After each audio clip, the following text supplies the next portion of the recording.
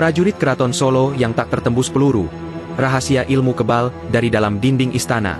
Di balik kemegahan Keraton Surakarta Hadiningrat, atau yang lebih dikenal dengan Keraton Solo, tersimpan kisah yang tak banyak tercatat dalam buku sejarah. Bukan hanya tentang raja-raja bijak dan upacara adat nan megah, tapi juga tentang para prajurit sakti yang menjaga istana dengan ilmu kebal, konon tak bisa dilukai senjata apapun, bahkan oleh peluru musuh. Kisah ini bukan dongeng belaka. Ia hidup dalam ingatan para abdi dalem, dituturkan dari generasi ke generasi, dan bahkan tercatat dalam naskah-naskah tua serta laporan kolonial Belanda yang tak mampu memahami sepenuhnya kekuatan spiritual Jawa. Awal mula prajurit sakti, warisan kerajaan Mataram. Untuk memahami prajurit-prajurit kebal ini, kita harus menelusuri akar sejarah Keraton Solo yang berdiri pada 1745 sebagai penerus dari Kesultanan Mataram. Mataram dikenal sebagai kerajaan besar yang tidak hanya menguasai tanah Jawa, tetapi juga memiliki tradisi mistik dan spiritual yang sangat kuat. Dalam sistem pertahanan kerajaan, terdapat kelompok prajurit khusus yang dilatih bukan hanya dalam ilmu bela diri lahiriah, tetapi juga laku batin, tirakat, puasa mutih, kungkum di sungai, hingga tapang rame di tengah keramaian.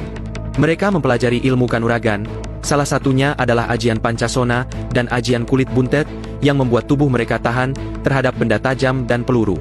Kisah Kiai Tundung Larat, Panglima Tanpa Takut.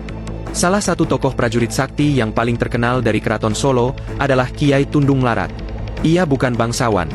Dulu hanya rakyat biasa dari lereng Lawu yang gemar bertapa. Konon, ia pernah mengalahkan seekor harimau putih dengan tangan kosong. Kabar kehebatannya sampai ke telinga Pakubuwono III, sang raja Keraton Solo saat itu. Setelah diangkat menjadi komandan pasukan khusus, Tundung Larat diberi misi menjaga wilayah keraton dari rongrongan pasukan kompeni dan pemberontakan internal.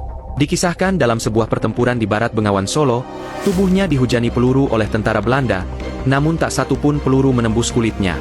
Ia hanya berdiri, memejamkan mata, dan mengangkat satu tangan.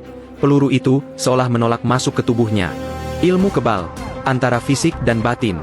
Apa yang membuat para prajurit ini begitu kebal? Dalam ilmu kejawen, dikenal ajian-ajian seperti ajian Pancasona. Tubuh tidak bisa mati selama masih menyentuh tanah. Ajian Kalimasada, membentuk perisai gaib yang memantulkan serangan. Ajian Rajah Kalacakra, menanam simbol-simbol gaib di tubuh dengan mantra khusus. Namun bukan hanya mantra yang membuat kebal, tetapi juga kedalaman laku tirakat. Tidak makan garam, tidur hanya 2 jam sehari, dan tidak pernah berkata kotor. Konon, jika hati mulai kotor atau niat berubah serakah, kekuatan itu akan lenyap seketika. Catatan Belanda yang mengakui. Menariknya, beberapa laporan kolonial Belanda juga mencatat fenomena ini.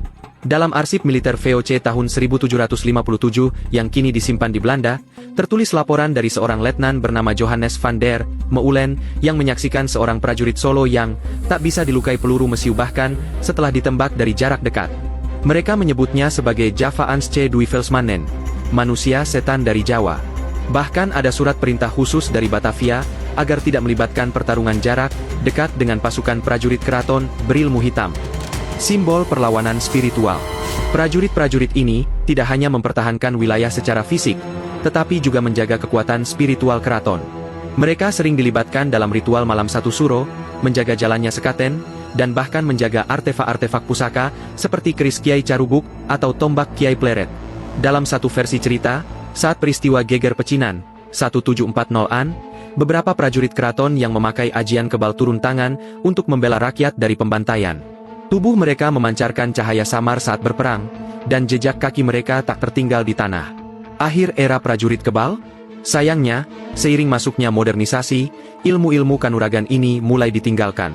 Generasi muda prajurit keraton lebih banyak dilatih untuk seni budaya seperti gamelan dan tari, bukan lagi untuk menjaga keraton secara militer. Namun hingga hari ini, masih ada segelintir abdi dalam senior yang menjaga warisan ilmu tersebut dalam diam. Mereka adalah penjaga tak terlihat dari Keraton Solo. Bahkan dalam upacara besar keraton, sering terlihat para sesepuh berjubah putih yang berjalan perlahan.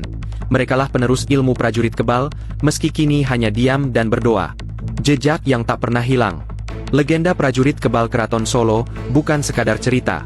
Ia adalah simbol bahwa kekuatan sejati tidak hanya berasal dari senjata, tetapi dari kemurnian hati, kesetiaan mutlak, dan laku spiritual yang dalam. Mereka bukan pasukan perang semata, tetapi penjaga pusaka batin peradaban Jawa. Dan di balik dinding keraton yang sunyi, siapa tahu, Masih ada 1-2 prajurit sakti yang tetap berjaga. Tak terlihat, tak tertembus, tapi selalu hadir.